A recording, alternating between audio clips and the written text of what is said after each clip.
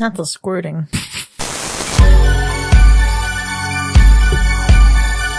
Seasons, greetings and salutations, and welcome to Hacker Slash. If you're joining us again, welcome back. Time to roast this beast. If this is your first time listening, welcome to the party. We are a horror movie review podcast dedicated to telling you whether a movie is a hack, a total joke, a waste of time, or a slash. Totally killer, pun intended. We believe horror is for everyone, and as such, we're rating these movies with the perspective we've gained from our varying walks of life and the flavors of fear we fancy most. My name is Chris, I'm your friendly neighborhood slasher enthusiast. This week I'm joined by the cowardly creeper Ryan. We are not equipped for this level of bad. The classic horror connoisseur Sean. Merry Christmas, you green bitch. And the paranormal paramour Binks. Yahoo Dory, motherfucker. This week we're commemorating the holiday season by checking out a newly released Christmas parody starring David Howard Thornton. Thornton took theater-going audiences by storm in October with his performance as Art the Clown in Terrifier 2. That indie horror film went on to make more than 40 times its original budget, and while Terrifier 2 was shocking audiences and experiencing overwhelming success in October, news broke that Thornton was starring in another 2022 horror film. Now, 2 months later, audiences are experiencing Thornton as an entirely new silent killer, one we may all know well from a particular children's book penned by one Dr. Seuss. Despite not obtaining rights to the story, the filmmakers formed a parodied, alternative take on how the Grinch stole Christmas and shows us a world where the Grinch's plans also include murder. This week, we're talking about The Mean One. What were you all expecting going into this? Geez, I was really hoping for this to be good in some sort of way. I feel like there's definitely opportunity for a twisted version of this classic holiday story. I definitely love what David Howard Thornton did with Art the Clown, so I did have high expectations for this Mean One, or this Grinch character, which unfortunately they weren't able to say. You just never know with holiday horror films though, right? There's a good amount of options out there, but few are really good. Yeah, Sean, I'm going to have to disagree with the part when you said you never know, because I do know every holiday horror movie is miserable. Every once in a while we get one that's okay, but the rest of them suck. And I went into this expecting a dumpster fire bigger than the year 2020 was. Dang. There's nothing that I expected positive from this movie at all, except maybe some of the charm of the Grinch. Maybe that's it. I said a few were good. That's like 3. We got Gremlins. We got Black Christmas. We got Krampus. I never particularly liked any of those. All right. I didn't hate all of those. We got P2. We got The Lodge. Not the kind of horror, that's not a holiday horror. That is a horror movie over Christmas, but it's not a holiday horror movie. You know that. It's different. It's the same, but it's different. I feel like you set ablaze the entire holiday horror genre in 0.5 seconds that we started this discussion. It's my third year in a row. This is not new. True that. Poured gasoline right over it. That being said, going into it, similar to Sean, I wasn't expecting that this was going to be great, but at the very least, with David Howard Thornton being the mean one, I expected it to be decently entertaining to some extent, or at least his character to be entertaining. Was expecting a lot of gore. I figured, considering that this is a parody, maybe there would be some comedy in it, but I, again, was expecting that coming out of him and his character, right? Not so much maybe the plot, but yeah, I guess we'll see how that hashed out later on. Yeah, see, going into this, I expected a campy, low-budget, fun experience. And while it was unlikely to be as quality as Terrifier, I thought it'd at least be somewhere in the realm of as memorable. And I really expected a standout performance from David Howard Thornton, right? Like, this man and his portrayal of Art the Clown is so iconic, and to see his talent put into that clown, I thought, man, what a perfect person to take a childhood character and really just make it so sinister, right? I expected comedic riffs on a classic tale. And listen, obviously I know this is low budget. Obviously this is getting a theatrical release on the coattails of Terrifier 2's success, but I expected it to still be a campy time. And let me just say, obviously, I went to go see this in the theater at 11 o'clock at night. Binks and I were the only ones in the theater. And I felt a number of things in this experience. Some of it was genuine joy and laughter, 100%. But I also felt a tremendous amount of secondhand embarrassment, bewilderment, and shock. Yeah. Chris, you saw my facial reactions throughout, and right there with you. Mostly shock. 95% of the movie, I was really laughing at the movie and not with the movie, and also laughing at how cringe I was like feeling, the things that were said and decisions that were made. The dialogue was a bit shocking sometimes, or character descriptions that I obviously we'll get into later. I will say that at the very least, coming out of the theater, I was thankful that I definitely watched it with you, and because this is a movie that needs commentary, and I'm glad we were the only ones in the theater, because it's one of those movies where you have out loud thoughts, and I can't imagine me not, commentating during and being just like, what in the world,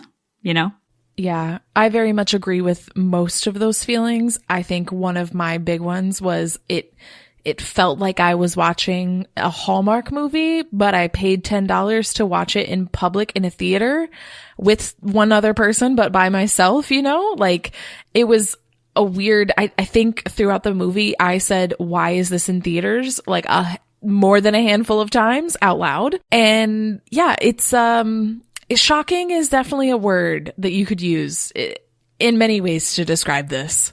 Yeah, I don't know if I got the same comedic humor out of the movie as you had described, Binks and Chris, just enjoying making fun of the movie. Maybe, I don't know. I just didn't get that the whole time. I think even to the first, scene, I think I turned to my wife and I was like, this is going to be a long hour and a half. And I agree with you, Ryan. My initial thought was, when did the Hallmark Channel start making horror movies? That was like one of my first thoughts, because the acting felt so Hallmark Channel, it hurt. Everything just felt so low budget about the film. And it's not that I was expecting something miraculous and high budget and perfect, but it just felt so low budget, from the actors to unnecessary things that they feel like they cut corners for no reason, that even to cheap jump scares. Like, the feelings that I got were just lots of disappointments. Okay, I feel the hate for Hallmark Channel. But hold on, I just want to say, not that I'm like the biggest fan of Hallmark Channel's movies, but I might dabble here and there when I just want to feel nothing. Are you a Lifetime girl? I'm more of a Lifetime baddie, for sure. In terms of the Hallmark Channel, I'm going to say that some of the movies that Hallmark makes made me feel better than the feelings that were evoked out of this movie. So justice for Hallmark Channel. Look, I get it. The Hallmark Channel has its place for certain types of movies. And it's not that I'm bashing the Hallmark Channel or the Hallmark Channel movies. It's just that the acting and the way that this film was portrayed just felt like one of those movies, but it felt like one of those movies trying not to be one of those movies. Like, it just didn't feel like it was right. Like, it felt off-putting. Yeah, there really is a reason why we didn't hear about this until 2 months before it came out. Let's just be real. This movie was originally intended to be released publicly for streaming on December 15th, and then they managed to get into theaters and then postpone the streaming date. And there are layers to this whole process here, right? But I think the biggest thing that surprises me about this movie is that they had the audacity to release it the same year as Terrifier 2. Like, sure, on the one hand, you could think David Howard Thornton, he's having a moment. He's really hot right now. Let's just get it in there. We're guaranteed to sell tickets. But on the other hand, if I was behind the wheel for this project, I would look at this and I would look at Terrifier 2 and I would think, yeah, let's just put this on streaming. I don't want to fall big in theaters. It's hard to understand how this has gained any strength from the coattails of Terrifier 2. It's so weird. And honestly, the biggest surprise for me is that David Howard Thornton does things like Terrifier and Terrifier 2 and then turns around and does this. Why? Why are you doing that? So let's be clear. The production for Terrifier 2 started before the pandemic. And it was interrupted because of the pandemic. And you know what? When you have a long time and a long gap between gigs, I imagine employment is a necessity. Plus, the opportunity to play the Grinch, like, let's just acknowledge that on paper, this movie is not a bad idea. Like, Ryan, I know your feelings on holiday horror aside, but for him and all his talents to play a twisted version of a classic children's tale, that sounds promising. Sure, but did he read the script? Like, you know, like, just because it's a nice one-line concept, he also did the whole movie. So he was it's not enough, you know? I don't know. I understand it's a very different time, but at the same time, like, he did great in Terrifier 1. My thoughts of him are more positive from Terrifier 1 than Terrifier 2. And I don't know. It's just, it's rough to me that he did this to follow those up. Us discussing this, it just feels like my biggest surprise and is my biggest disappointment, where this movie as a whole just feels like one big marketing stunt ultimately. And we keep talking about David Howard Thornton, and it's just like, yeah, you know, we're going to put him in this movie. It's the duality of like him being popular through being art, and then the Grinch being the Grinch, right? And that's really it. Period. That's it. Yeah, I think maybe they thought it would have been strategic to have this release after Terrifier 2. Like, I know Terrifier 2 was postponed, and I know that, you know, we got it this year, and maybe they had high hopes that some of that popularity would carry over, and that's why they thought that they could put this in theaters. I'm not sure. I don't make those decisions, but this definitely felt like something that could have gone to like Tubi right away. Something just free right away for sure. But you know, the biggest surprise for me in this film was I was so surprised and taken aback by the distasteful Jewish jokes in this film. It was cringy.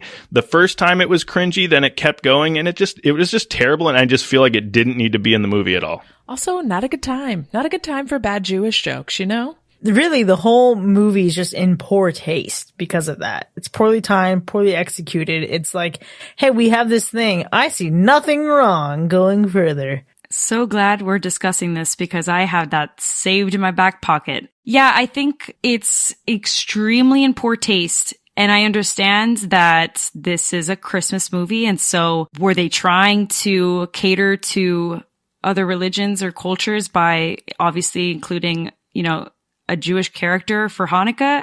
But no, that's not. Oh, it was definitely not great. 100% those jokes were jarring because they felt like they weren't even cohesive, right? I think there's something to be said for humor that's done in a particular taste that has been established in a particular direction, and it lands for some and it lands for none. But I think this just lands for no one. This just felt poorly executed, poorly cared for, and it just felt like terrible writing. And I think that's why I was, you know, if I were to describe the biggest disappointment I have with this movie, it's genuinely everything. It is rough, and I agree. I think that it didn't add to the movie at all, but the biggest disappointment for me, it might not be surprising, but I was truly disappointed that, you know, to make a movie like this, they couldn't get the rights to even say the word Grinch in the movie, and that was, maybe I should have known that going in, but I was super disappointed watching this movie and them having to dance around the word. You know, I think that's one thing that didn't completely like ruin my vibe, was just like a little quirky, a little funny. I mean, it is a parody movie, right? And I spent a lot of time thinking about like what a parody movie is. And I'm not going to give this a lot of credit for being a parody if we're talking about, you know, some of the things it's up against. But I kind of thought it was funny that they couldn't say Grinch. I thought, what if I go this whole episode without saying Grinch? Would that be funny? Would people pick up on it? Probably not. I mean, it is a bit of a bastardization, right? But I think what's even worse than just like playing up to a lack of like Grinch presence verbally is just the overall lack of presence from the Grinch, from the Mule himself. And I think the upsetting thing about this is how scary they could have made him. But I feel like they misutilized him so much to the point where he has little to no impact besides being a brief moment of reprieve. Like, oh, thank God he's here. And I can smile a little bit. And then, you know, that moment passes pretty swiftly. Yeah, I have to agree. I mean, obviously, I don't really think this movie was like trying to be scary or anything, but I think they just went a little too far with the Grinch. It just went too far into like Thanksgiving, like character design territory, you know, like just an absurd thing kind of, instead of being like, look at this friggin' really cool thing. He's evil. Like he'll kill, like, I don't know. I feel like it could have just been really cool, but we just get so little of him. And even when we do get him, we just don't get that. We only get like a smidge of the David Howard Thornton and the Grinch charm. And like, dude, the Grinch is already evil technically. Like, it should have been easier. We should have got so much more of that. That should have been the star of the show, not training for your first MMA match. I don't know. Yeah, the Grinch, there was just so much opportunity with the thought of the film. I guess, you know, if you're making a parody, you're making a parody, but I felt like there was a bigger opportunity to make a way creepier Grinch story than what they did with this film. And, you know, because of the direction they went in, the film was not frightening or scary at all. It had a couple of cheap jump scares, but they were just cheap, overplayed jump scares that we see time and time again. So if those types of things get you, then maybe you'll have some jumps throughout the film. But overall, the film definitely not scary. There is very little about it that would even be considered frightening for sure. It just missed in that whole fright factor. Even David's portrayal of the Grinch and the way that he was utilized, it was just more violent than scary. Yeah, ultimately, at the end of the day, I think this movie is just too ridiculous to consider frightening. I think you're too caught up in how absurd it is, the things that they're saying, the characters, to even realize, oh, that was just a jump scare that happened. And actually, you're mentioning even the cheap jump scares. Those in themselves, you can anticipate. There are other elements in the movie that just are glaringly like, this is about to happen. Boom, here it is. You know, I just didn't find it scary at all. And how disappointing, right? Not to go back to that, but like that's another disappointment for this movie. The fact that we've got the potential to have so much gore, so much creepiness, so much of everything that a horror movie should be, or at least a parody horror movie, whatever, and none of that. Yeah, I think to your point, when you can see things coming, it felt like when you're going through a haunted house, but you can see all the scares happening like two crowds ahead of you.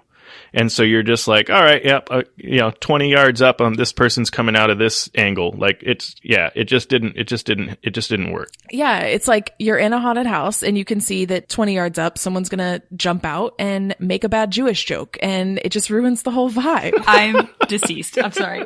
You know what, Ryan? You're right. Cause it definitely has this whole vibe of like, it's all fun and games until someone makes a bad joke. And then you're like, what are you doing, man? Like we were all along for the ride and then you just fucking killed the mood. Get that shit out of here. But let me say this.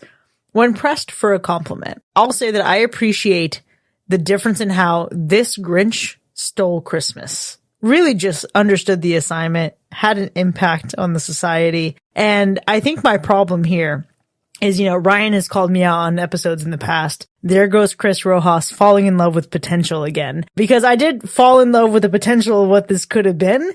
Because in the original story, he steals material possessions and like the defiant, resilient Who's down in Whoville came together for the spirit. But here they give in to fear and are thwarted by his brutality. So while it is almost impossible to have like an original take on the Grinch and the Grinch stealing Christmas, I do feel like the direction that someone intended to go initially was probably about as original as you could get making it a horror movie. I guess I could see that. I mean, it is definitely hard to be original when you're making a film surrounding a story that has already been told and retold and just creating like a horror twist to it. It's just that even the main plot points throughout the movie have been used countless times in other horror movies. So there wasn't much about this movie that felt original. It just felt like everything was just secondhand hand-me-downs. Yes. And Chris, you're right. The idea of what this movie could have been had some originality to it, but we're not reviewing the idea of the movie. We're reviewing the movie, and the movie is not original. It feels like, once again, every cheesy Christmas movie you've seen, but then also just twisted to be bad or worse. You can't even say the audacity is that original because look at what Bunny Man did. That's right. I mean, Thanksgiving has the audacity trophy, for holiday horror. Like, there's nothing else. Yeah, I think at the end of the day, there is no originality here, not from obviously it parodying the Grinch to this whole, revenge plot that she's going to protect the town now. Like, we've seen it. I'm sure that there are Hallmark movies that I could probably, if I could sit down and think about it, there's probably is a nice, cute Hallmark movie with that same theme as well in some capacity, shape or form. I think the reality is, for me at least, we talk about like how original it is, we talk about how frightening it is.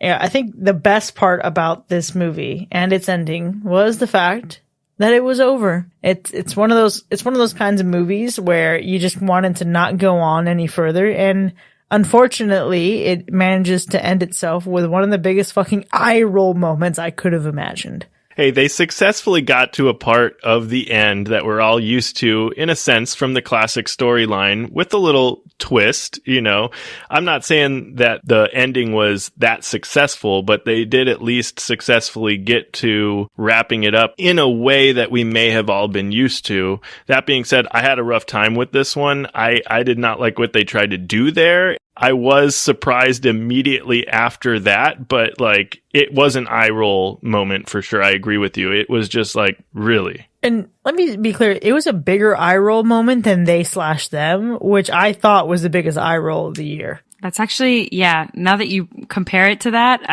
that's saying something. At the end of the day, the ending happened and I was like, well, we successfully saw that. And I have to agree with you, Sean. I was kind of like, oh, really, that's where this is going. Not even to the very end could you try and improve it, but it is what it is. Yeah, I think the problem is once you get to the end of this, you're already, if you're like me, just so not into it that it doesn't even really matter what happens at the end, honestly. It's just like, please, whatever it takes to get it over with, I'll go for it. I'm on board, whatever it is. And there was a post-credit scene. Oh, I can assure you I didn't see it. I just had to throw it out there. And I can't even find out about what it is because this movie's not on YouTube like it should be. And to be honest, seeing this movie really is like a fever dream because, Chris, did we see the post-credit scene? We did. Oh. It was like a, mid-credit scene, something like that. It played just soon enough to know that you were still sitting there looking at your neighbor like, what the fuck did we just watch? That's the timing there. Well, that's good. That's exactly what happened with us. All right. That's what I figured as much because I'm thinking there's no way that they expected someone to really sit through the entire set of credits to see if there was an end credit scene, did they? Because that would have been a very big mistake, along with the rest of the movie being a mistake. This just really supports my hate for end credit scenes because what audacity of a movie like this to have an end credit scene. How dare you? You didn't deserve the scenes in the movie. Like, what are you doing? So good. I'm glad I brought this out. At this point, just rebrand the movie to be like The Mean Audacity. The Mean Audacity. I almost missed this scene because we were on our way out of the theater and then I heard the scene cut, so I walked back and watched it. The moment that you saw one credit, you were like, get up, we're leaving. I was like ready to go. I was already lifting out of my seat at the ending scene. You were by the exit. I want us to dial back a few episodes when you have to always convince your wife to stick around for it. Right? Yes, I know. But, I didn't know that this one had one. I didn't look it up ahead of time. And we both were just so ready to leave that, it was just, we were halfway out the door. Then I heard it and I was like, oh, gosh. Okay, I'll go back. Yeah, this is one of those movies where if you drag along your significant other and you guys are having a little bit of a rough day, it really could throw your relationship off the rails for making them watch this with you. You want to break up with your significant other? Take them to the mean one. Take them to the mean one. Start a fight, get them in a bad mood, take them to see this movie. They'll be pissed. So obviously we have our sentiments about this movie, and I think it's clear which direction we're going, but let's go ahead and start making our way there. Now, before we actually score this experience, Sean, how would you describe the gore score? Okay. So we do see some gore in this film, right? It's there. There are some scenes where we see some body parts that I think look way better than some of the blood that you see throughout the film. Some of the blood you see during some of these kill scenes look like early 2000s video game graphics, like something like some of the worst CGI I've seen in 20 years. Ultimately, I would still have to, on a technicality, give this film a medium gore score, and that's kind of stretching it, just due to the amount of blood and, gory body parts that you see despite how low quality it really is. I would like it to be known that I disagree. What would you rate this? I would rate this a low gore score. Interesting. Because of the blood? Because of what blood? That is a 3-dimensional graphic created in Photoshop. What do you mean? It's still technically meant to be blood, which is, you have to factor that in. You have to factor it in. Does Kool-Aid count? I don't have to factor it in because it's not gore. Listen, we get an eyeball in there. If cheap red paint counts as blood and you got to factor that in, so does shitty graphics. It's giving Jaws 3D. And what about the Animal Report? Yeah, unfortunately, even our Animal Report couldn't make it out safe here. It's not a great one. Well, let's go ahead and get into our ratings then. The mean one from 2022. We have to decide if it's a hack or a slash, and let me just kick things off here. The 3 words that best describe this movie are as follows, and I quote, stink, stank, stunk. When Binks and I left the theater, I said, among many things, obviously, I'm not mad, I'm just disappointed. And since then, though, I've actually thought about this a bit, and I actually am just a little bit fucking mad. Because this movie was pitched as a Christmas parody, and while I knew it wasn't going to be the best film of the year, I expected at the very least something campy and fun. I expected to laugh with it, but most of the time I was just laughing at it. At moments, it wasn't even trying to be funny. And the worst part of all of this is I expected David Howard Thornton to shine. Somehow, though, the rest of the production managed to be such a sour experience that it turned a shining star into a diamond horrifically obscured in the rough. The really, really, really rough. And if you're going to watch this, watch it with a friend. Because if I hadn't had Binks with me, I would have been far less entertained, and I'd probably be just as much of a fucking Grinch. It's a hack, and quite frankly, it's one I wouldn't touch again with a 39.5-foot pole. Cheers. I love that for you. Oh my gosh. Ouch. I don't know if anyone can say it any better. What I will say is I can't remember the last time that I actually wanted to walk out of a theater, but this movie did just that to me. I had a really hard time sitting through this one, and if it wasn't for this podcast, I probably wouldn't have. The movie felt cheap. The quality of the acting was subpar. The lighting was bad. The cinematography was bad. The effects were bad. The humor was bad. The story was just not good.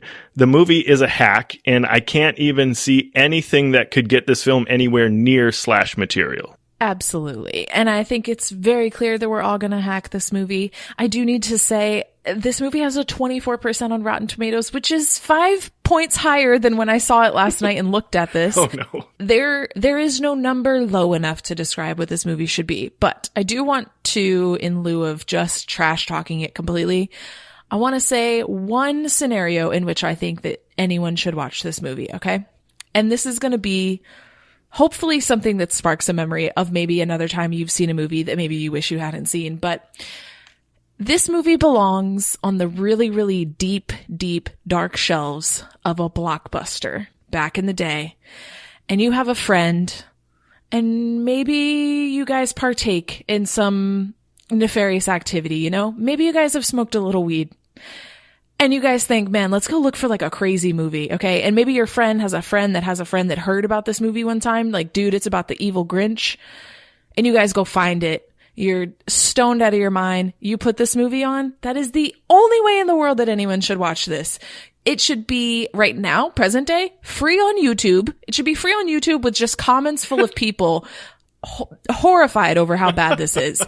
But you should only ever see this knowing how bad it's going to be, not expecting it to even be so bad that it's good, just knowing that it's bad. But like you have somebody with you and like it's like a legend. That's the only way this should exist. It's like this thing that you've heard of, like the beginning of internet memes, you know? For me, this is kind of how I ended up seeing Requiem for a Dream, and it felt like a fever dream, and it's something that I would have never seen any other way. That is the only circumstance that this movie should exist. And that's all I got. It's a solid hack.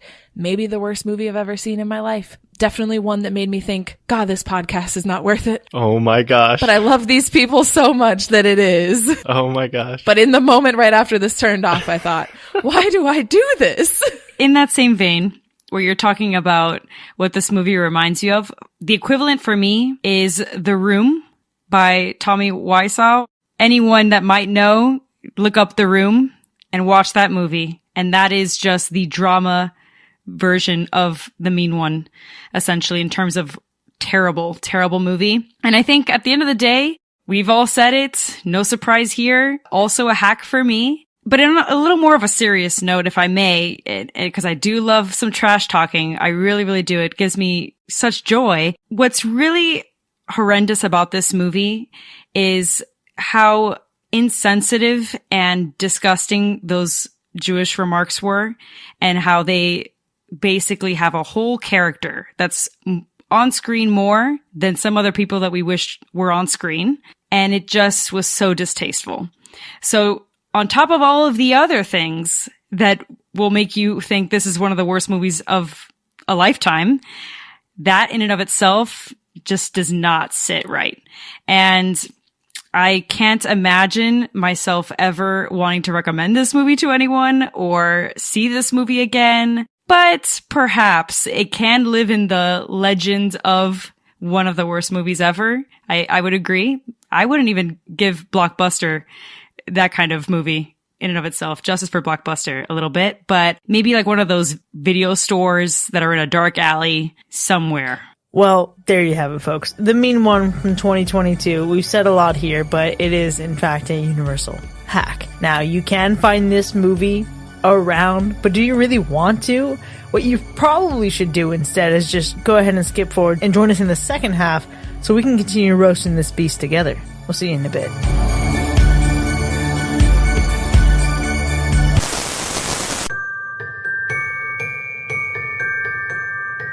Deep in the night, a strange noise is heard, a dish of horror with some words absurd, the deliciously horrific hoo-hash, a concoction of things, it's quite a smash. It's made from the bits of strange creatures with wings, and those who eat it will have terrifying dreams. Whatever's inside, it can't be too nice. The hoo-hash has a flavor that's sure to entice. So beware of its power, this creepy dish.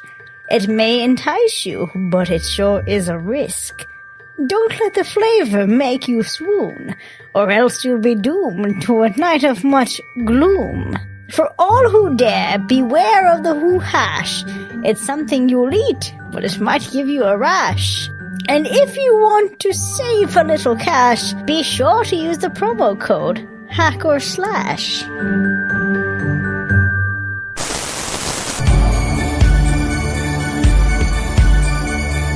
Welcome back, folks. You are now entering the spoiler zone for The Mean One, which has earned a universal hack. We have a lot to unpack here, but before we get into the specifics of our ratings, Sean, take us through the kills. It's debatable. I feel like I counted 18, which is a pretty high kill count. Debatable, maybe 19. It was hard to keep track of some of the scenes in the movie, but the problem isn't the amount of kills, because obviously there's a decent amount of kills in this one. Some of them are pretty fun too. The problem is the effects and the gore were just lackluster. Also, a majority of them happen in one scene, the diner scene. It's also the most visuals we get of the Grinch, or the Mean One, if you will. But speaking of that, what were your favorite kills? Let me first just say that this movie really is the embodiment of you only care about the numbers. You don't really care about the quality. It really is about trying to hit a metric. That's what this movie is. Then let me just say my favorite kill has to be the dad. Because holy fuck, I was so ready for him to go. I didn't believe he was her dad. I didn't believe he lost his wife. I didn't believe he lost the mother of his child.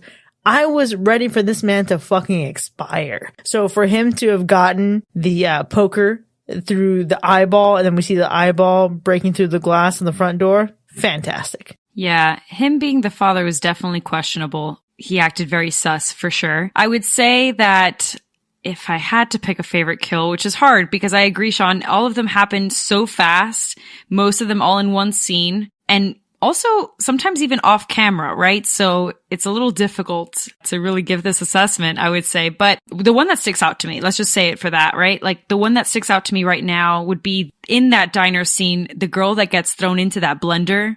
And then we have that moment where it's kind of just pause. Her legs are just flailing in the air and all of a sudden it goes again. That one was quite something. If I were to say that there was a kill that just gave me a little tiny morsel of extreme terrifier or like, just like gore that I was kind of anticipating, that was like, again, a morsel, but that would have been it. Yeah, that was a good one. I do just want to reiterate, I really, really, really wanted more gore from this movie. What's the point if it's not funny or gory? Like, what are we doing here? What are we getting after? So it was disappointing, but I will go with one of my favorite kills just because I mostly hated this character and wanted them to die from the first moment they were on screen. And it is Mayor McBean. Like, get her out of my face, please. I don't know why he took a bite of her. Is he hungry? Was her cheek tasty? I don't know, but I enjoyed it. It's because he wants to take a bite out of crime and corruption. Like Scruff McGruff, Chicago, Illinois. Well, he took a bite out of his Instacart deliverer. Did this thing eat people? Was it implied that it ate people? Did it just kill people? I felt like it kind of hinted at eating people at one point. Like it's like hunting. You either hunt for food or you hunt for sport. Yeah, I feel like they said like feeding, kind of, I think. I don't know. I basically have the assumption that he kind of ate them. There wasn't like remains. We didn't have like skeletal remains. We just had wallets. And I agree. The mayor was a good one. She deserved it for sure. Watching her head get just smashed in with the trunk and get decapitated. And I also agree. I wanted more gore and better gore out of the film. And just to justify why I chose to give it a medium score was because some of the decapitations, those prosthetics, didn't look half bad. I thought they looked pretty good. It was the CGI blood that was terrible. But because of the other visuals that we got, I thought maybe it deserved on technicality some form of a medium ranged gore score. You know, how great for them that they could afford those prosthetics and then couldn't afford someone who knew how to properly white balance a camera. The color. I just feel like, honestly, with the kills and like the whole blood and the fake blood thing, I would have rather like implied, like old school 80s, a head moves really fast and then the camera, the head's no longer on the screen and then some blood spurts. I would have preferred that kind of like implication of something rather than seeing it happen and then just like three-dimensional blood shooting clearly added on top of the film. I don't know. I just don't know why I had to be so bad. Yeah. I agree. My favorite kill was actually, and I don't know that I caught the name and I couldn't verify it anywhere, but I want to say it was Don, the guy from the restaurant. He was the guy that got delivered by accident the package of holiday ornaments or holiday decorations, if you will. That was a good kill scene because he literally took a meat cleaver to the dome piece and then was hacked to death and then eventually decapitated. There were a few decapitations in this film, but that one was great. It was a good one. We love a cleaver anytime. Yeah. It wasn't a Terrifier decapitation, but I dare say it was among one of the best. I think one of the things that also stands out to me is, we can obviously talk about how obvious the Grinch's death was going to be, right? The 3 sizes too big, the sudden cardiac explosion. But I think the saddest thing is that, David Howard Thornton really was out here dying for our sins. We didn't deserve him in this movie, and I don't think this movie deserved him. He certainly didn't deserve to explode because his heart grew. Like, when that happened, I was so disappointed because there weren't that many through lines from the original Grinch. And I guess I should have saw that coming, but like, I don't know. At that point, I was like, okay, I guess that's how that had to go. It's the most natural conclusion. It was surprising, yes, but the way that they led up to that, I mean, they had to do something to make up for the horrendous attempt at a plot twist of why the mean one turned into the monster that it was. It was just terrible. So the fact that they had to make his heart explode and die, it's cool. Let's just get it over with and end the film because you failed. So here's the fucked up part of this, though.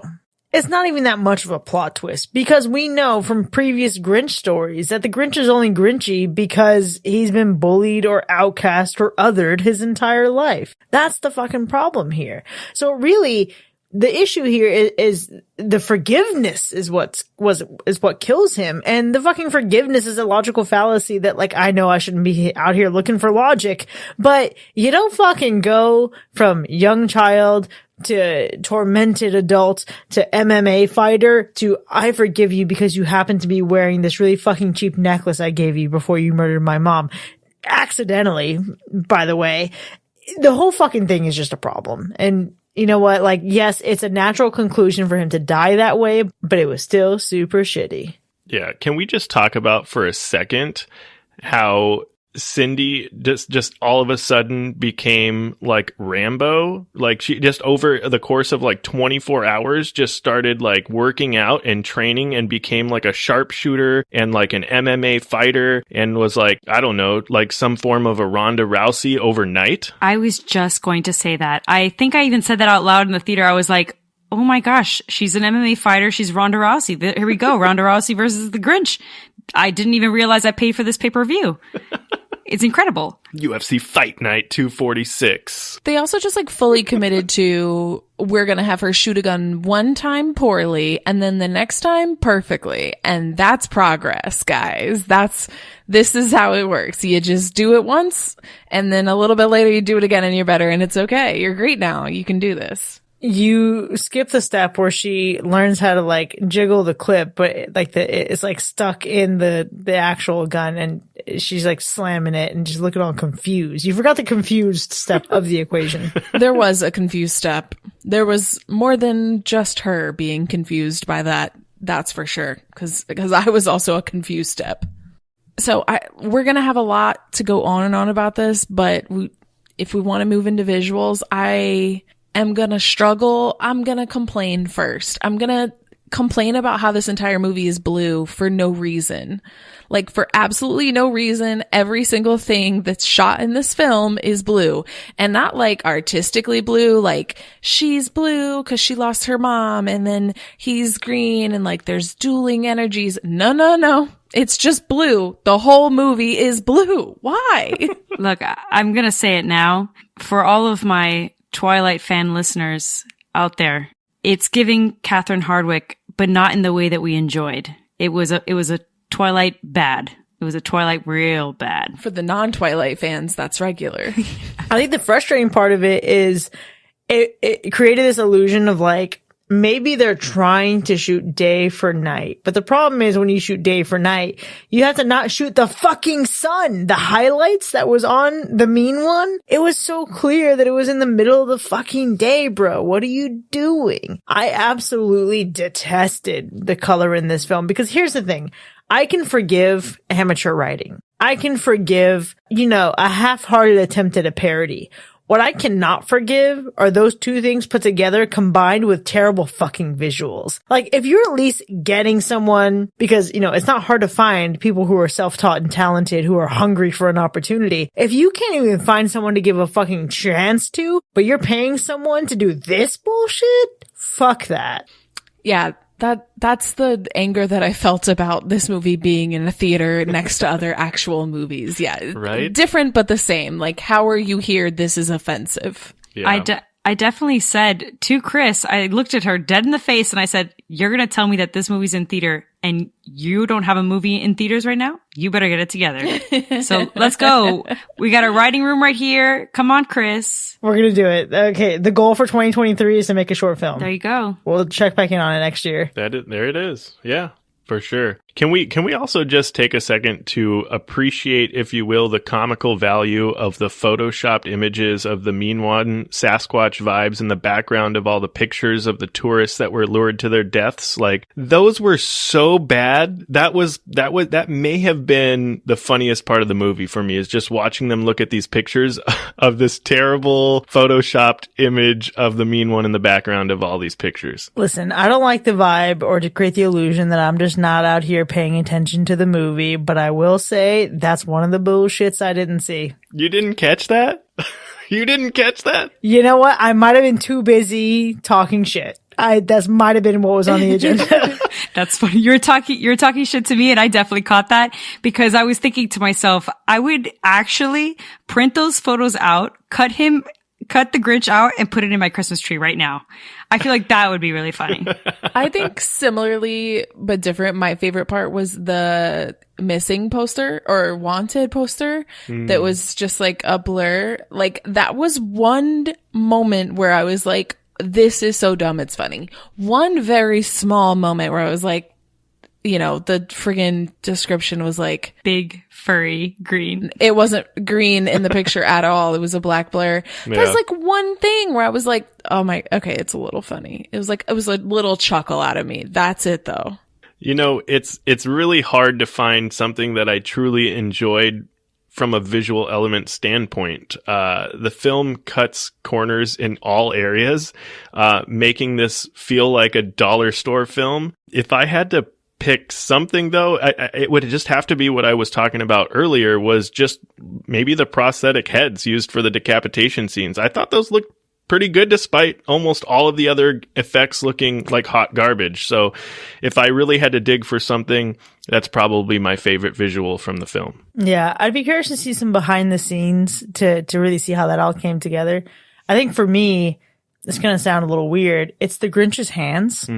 Even some ways, the Grinch as a character design, I wasn't totally mad at. Very expressive. I enjoyed some of his prosthetics, but the energy, the movement of the hands, the physicality of the hands, David Howard Thornton's performance with the hands, fantastic. Yeah. But that gave me the closest sensation to like the Grinch that we all know and love.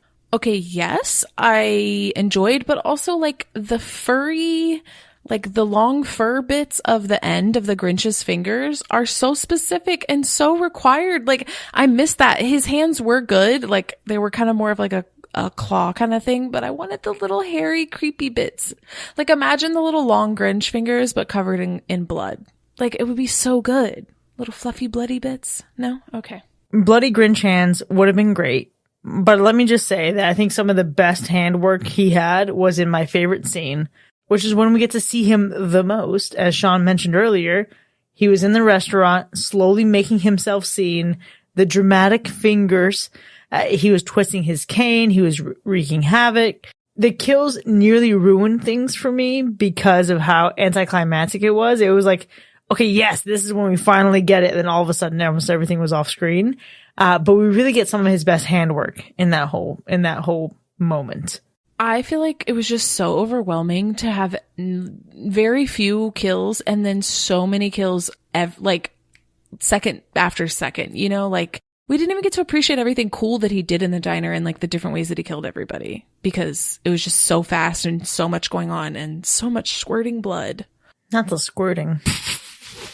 Yeah, they definitely sped through those kills way too quickly. Like we should have seen more of that, and maybe that's the budget because we got terrible graphics throughout all of those kills. It's a tough one. Did anyone catch like the parallels to the opening of that scene where he's locking the door the same way Art locked the door? Yes. Yes, him at the door is so good. He's so creepy, and some people that I showed the trailer to were like, is that the guy from Terrifier? And I was like, dude, it is. Like, they had no idea that it was when I showed them. Yeah, I did love that. My favorite scene, which is saying a lot because this favorite scene is, I think it happens for maybe 30 seconds. Do y'all remember the part where he crushes the gingerbread house? I remember that, Chris, you and I looked at each other, we're like, that was us. Like, that's a vibe. Encapsulated, that was us crushing this movie, really. He just demolishes that gingerbread house. And I'm like, where was that energy for the rest of this movie? But I loved it. I loved it. His facial expression in that moment is just top notch. Yeah. Yeah. One of my favorite scenes is also very quick, and it's when they're in like the cave that he's dwelling in, and he pops out of nowhere with the mistletoe. Like, that was one of my favorite quick scenes. But it's tough, right? Like, I don't think that there's a ton of really, really great scenes to talk about. I did appreciate the ridiculousness of the scene towards the end when they're fighting the mean one, and Cindy's got like the baseball bat wrapped in Christmas lights, and they're making lightsaber sounds as it's being swung around like we're in some Star Wars film. Bro, the J.J. Abrams light flares. Yes, Binks and I were both talking about how they were just like playing with lightsabers this whole time. I think I also started saying, vroom, vroom, vroom. You did. Womp, womp. You did. That was, what in the world? And the candy cane wrapper on the shotgun. And then we were talking about how she might have washi taped that freaking shotgun. Yes. From her bullet journal, yeah. From her bullet journal. Yep. Oh, no. It sounds like you guys had more fun than me. I'm not gonna lie. That's good. I tried. Binks was a great theater partner, and I usually don't like really talk through movies at all, but I feel like y'all two would be a riot together, Ryan. Oh, I'm sure, but I was angry, not laughing. I did not have fun. I had anger. But I was like, I paid for this. Most of my anger comes from paying for it. The struggle. I feel that. Yeah. Look, at the end of the day, I truthfully am not, it's like I said earlier, right? Like, I'm usually not a commentator during movies, but how could you not? I mean, I'm telling you, thank goodness that we were the only ones in that theater, so I could be loud and obnoxious and be like, what in the whole fuck? Because I'm sorry to whoever would have been in that theater, but I would have been like, at this point, just join us. Come sit next to us. Let's all experience this together as a community. Oh, there were two other people in our theater. They were seated quite far behind us, and I'm certain that they heard my commentary the whole time, because I was like, it wasn't even trying to be quiet. Every single time I was like, why is this here? Like, I just full volume. I do not care. And I didn't hear any commentary from there. And that's what really scares me about our society. Yeah. I feel like at this point, if we had been shushed, I would have been like, are you okay? A. And B, truthfully, at the end of the day, the favorite visual element, going back to that just for quite a quick second, the favorite visual element of this movie is our commentary. That's the favorite visual of this movie. It's the only positive thing that could come from this. Absolutely. Absolutely. As much as we've had to say here, unfortunately, the next category is not going to be any better. The characters in this movie are both insensitive as well as unfunny, and their stories are unbelievable. Like you said, Chris, I think. I didn't believe that she lost her mom. I didn't believe that she lost her dad. I didn't believe that was her dad. It seemed like some creepy man that maybe came along with her that she met at like a therapy group or something. Nothing about this storyline worked for me except the Grinch. He seemed to have his head on straight mostly, aside from the killing people, but everyone in the town was weird. Maybe Doc gets a small shout out. Maybe Doc gets a little shout out. That's it. I thought Doc was pretty entertaining, but also I just had this realization that the dad was more like Creed from The Office, except a little bit more annoying. Like Creed and Kevin put together. Gosh. Oh, gosh. It did not give a loving father who lost his wife and daughter's mother. I don't know. It was weird it just felt weird for some reason. You caught me off guard with that Creed and Kevin comment, because that's an atrocity to them. Don't even do that to them. Don't. Not my chili man. Don't do it. Not my chili man. So let's say that, okay? But the thing is that when he first showed up and started talking, I was like, this isn't an alien movie, is it? Like, he's not like possessed or an alien somehow, right? Like, is he the Grinch somehow? Like, it was just so weird. He was so bizarre, a little too chipper for my taste. And, quite frankly, someone who acts that calm, about their daughter going back into the house where their wife like was murdered or whatever should go to jail. Prime suspect right there. Prime suspect. It was so weird. It was so weird. I'm just now remembering all the times we paused and said, is he gonna be the Grinch? Like for any other character in the fucking movie. Yeah. It's like, where's the twist here? Is the twist that we're all the Grinch, really? I think the other thing about this is I can't remember the last time I found a final girl so damn unlikable. It's as if, to add insult to injury, her romantic interest is a complete fucking doofus. Yeah. What the fuck? There isn't a single person to fucking root for in this movie besides the Grinch and maybe Doc. Also, like the number of times that she woke up from a dream that either was or wasn't a dream. You know how I feel about dreams in movies.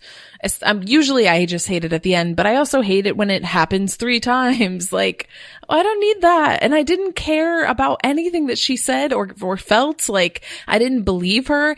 To me, it seemed like they just went for like, playing on the romantic comedy thing of like, I went back to my city and I met somebody and he really likes me. Like, I definitely saw what they were trying to do there and like the comedy they were trying to make out of that, but it just didn't work. It just wasn't good. Just giving Sweet Home Alabama. None of it really worked. I mean, I could see Doc semi-entertaining. David, I think, he did what he could. I still don't think it was his best performance by any means. I felt like for the majority of these characters, they all kind of fell flat on their faces and didn't really sell shit. I mean, I do understand that it had been 20 years, so maybe they're a little bit desensitized to what happened, but still, like, it didn't feel, none of it was selling any kind of emotion. If you're so sensitized as to not celebrate Christmas because the Grinch stole it, you're not desensitized enough to excuse any of the bad behavior in this fucking movie. Yeah.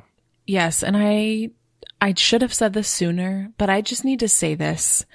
Any person who listens to this and is leaving us a comment, a message, any kind of communication that uses the word camp for this movie owes me $1, like on default. Like you cannot, I don't care. I know it's a thing now with me, but you cannot use the word camp to describe and excuse this movie.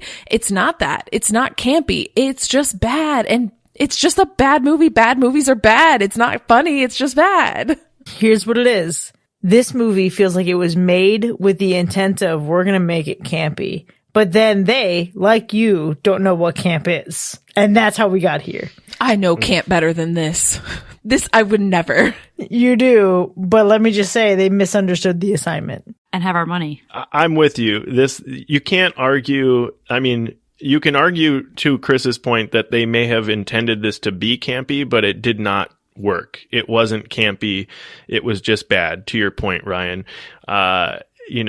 We think of good camp movies. The first one that always comes to my mind is Bruce Campbell and Evil Dead. Like that is good camp in horror to me, right? So when I'm comparing something, because that's probably the first movie that introduced that idea to me, that's what I compare any movie that's trying to be campy to, because that was just brilliant in my opinion.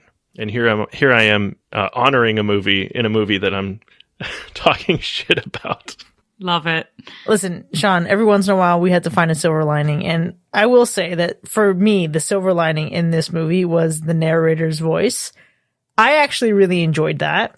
I know I've already complimented the Grinch's handwork, but I feel like the narration at least, and even Doc a little bit, really gave some shining moments here.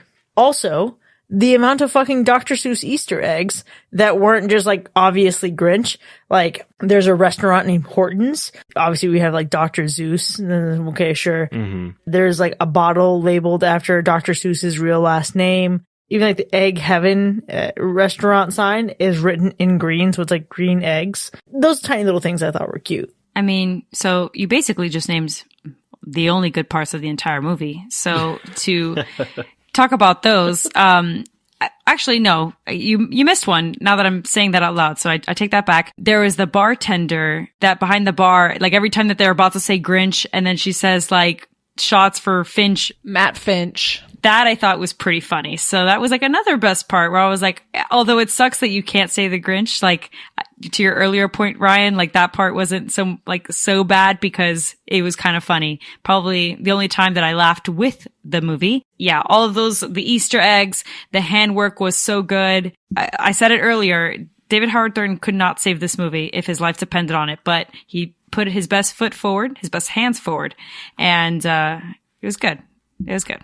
Yeah. Okay. Well, so yeah, please say something else that's good so that I can I can do my best. Look, you all touched on some fair points. Really the best part for me, and truly the only moment that I actually got any natural humor was Doc's lines at the end. That was really it for me. That's all I could pull out. I mean, when he's sitting there with the sniper rifle, getting ready and saying "Merry Christmas, you green bitch" or "Yahoo Dore, motherfucker," like those were classic moments that really made me laugh in the film. And it's sad that we only got all of a minute and a half of all of that.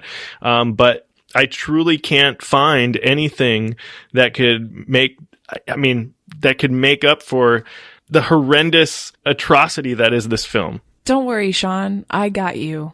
You were close, but you missed the best part. Okay. The best part of this movie is when it's over. That's literally it. There's nothing else. It sucks so much. It's so good when it's over and you walk out. You feel a little bit of hate in your heart, but the joy of walking away is so good. Knowing that you're going home. Knowing that you don't ever have to see it again. Wow. You know what? That's fair. I was also going to say that the best part of this movie is the experience you have roasting it with friends, because again, talking shit about this movie in the theater was actually a fucking hilarious time, an evening well spent. But let's be real, this movie is, as I said earlier, not one I'm ever going to touch again. And not only will I never watch this again, I'm going to promptly rewatch all other Grinch content in existence and then just carry on with the hopes that this purges itself from my memory. Yes, definitely. I can't imagine that any of us want to rewatch this. And I do just want to add on, I committed to the bit there. There is actually one thing that I did really enjoy in this movie, and it's how nice the mountain peak looked when they showed the city with the Grinch's mountain behind it. That was an enjoyable part of this movie. But the bit was better than that. So yeah, no, I will never watch this again. I feel like we've all established that, as I said earlier, as we've all said, if I were to ever rewatch this movie, I want someone to call 911. I'm not myself. I've been possessed. I got you. Thank you, Ryan. Because I just could not find myself rewatching this movie whatsoever. This is now the new way that we find out if any of us are an imposter. Holy shit. If you ever are unsure if Chris is the real Chris, you just ask her what she thought of the mean one from 2022. Loved it. David Howard Thornton. Clearly that must be a slash. Exactly. You got it. Oh, that's good. Mine would be, Officer Burke is so hot. Oh my God. Oh, no. Look, there is no way in hell you will get me to watch this movie again. You couldn't pay me to watch this one again. If there was a rewind of this film on this podcast, I'm out. I'm done. It's not happening. This film sucked. I'm sorry. I can't ever, I don't even want it to be mentioned. This should become like the Voldemort of horror films. This is the movie that should not be named. Well, there you have it, folks. The mean one from 2022 has really disappointed us all and earned itself a universal hack, a rare one at that. Now, we've certainly had a lot to talk about here, but the conversation doesn't end here by any means. We want to know what you think, so let us know.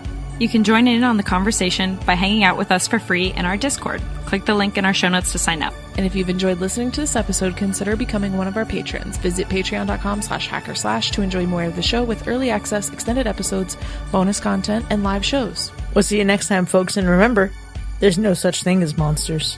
Goodbye. Yahoo Dore, motherfucker.